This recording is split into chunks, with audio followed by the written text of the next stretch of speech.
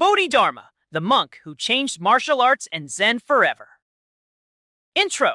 What if one man, silent, intense, and mysterious, was responsible for shaping both Zen Buddhism and Chinese martial arts? A monk who stared at a wall for 9 years. A man said to have crossed a river on a blade of grass. A legend blamed or credited for the birth of Shaolin Kung Fu.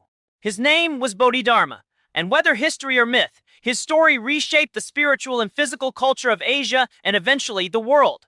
A world in transition. According to legend, Bodhidharma was born in southern India during the 5th or 6th century CE, nearly 1,000 years after Siddhartha Gautama, the historical Buddha. By this time, Buddhism had grown into a vast and complex tradition across India. But the world was changing. Devotional Hindu movements like Bhakti were rising. Ancient Brahmanical traditions were resurging. And slowly, but decisively, Buddhism began to decline in its land of origin. Yet Buddhism did not vanish. Instead, it traveled. Along Silk Road caravans, across maritime trade routes, Buddhist monks carried scriptures, meditation practices, and philosophy into Southeast Asia, Tibet, Korea, Japan, and most importantly for this story, China. By the time Buddhism faded in India, it had already taken deep root elsewhere. And it was China that would transform it forever. The birth of Zen. Buddhism arrived in China centuries before Bodhidharma, but something new was forming, a tradition known as Chan Buddhism. The word Chan comes from the Sanskrit dhyana, meaning meditation or deep contemplation. When this tradition later reached Japan, Chan became Zen.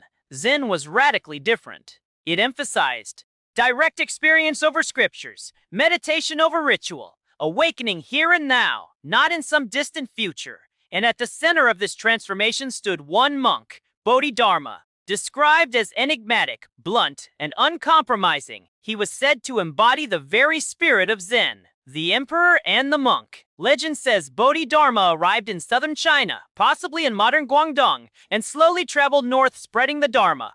His journey eventually brought him to the court of Emperor Wu of Liang, a powerful ruler and devoted patron of Buddhism. The emperor proudly asked, "I have built temples, supported monks, and sponsored translations of sacred texts. What merit have I earned?" Bodhidharma's answer shocked him. None. True merit, Bodhidharma said, comes only from direct realization of enlightenment, not from wealth, status, or good deeds. The emperor was offended. The meeting ended coldly, and Bodhidharma walked away. The crossing and the cave.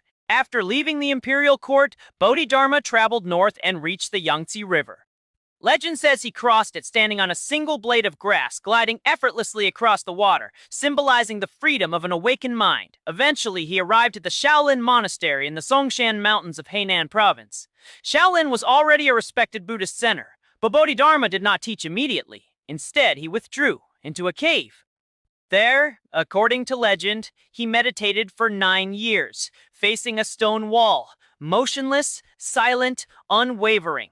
This practice embodied Zen's core principle, direct, unmediated awareness of the mind's true nature. One story says his eyelids drooped during meditation. Furious at his weakness, he tore them off and cast them to the ground, where they took root and became the first tea plants in China. From that moment on, tea and Zen became inseparable. The body and the mind. When Bodhidharma finally emerged, he noticed something troubling. The Shaolin monks were physically weak. Their long hours of seated meditation had drained their vitality. Their bodies could not support their spiritual aspirations. Bodhidharma believed enlightenment was not separate from the body. Mind and body were one.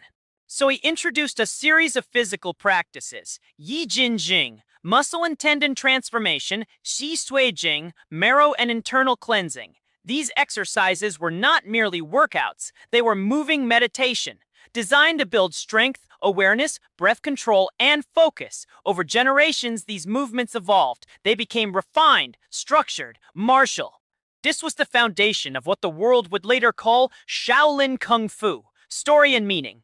Did Bodhidharma truly invent Kung Fu? Historically, the answer is unclear. Chinese martial arts existed long before him, and scholars agree that the direct link between Bodhidharma and Kung Fu is largely legendary. But legends matter, because this story expresses something profound about Chinese spirituality. The unity of inner discipline and outer strength, meditation and movement, sacred and everyday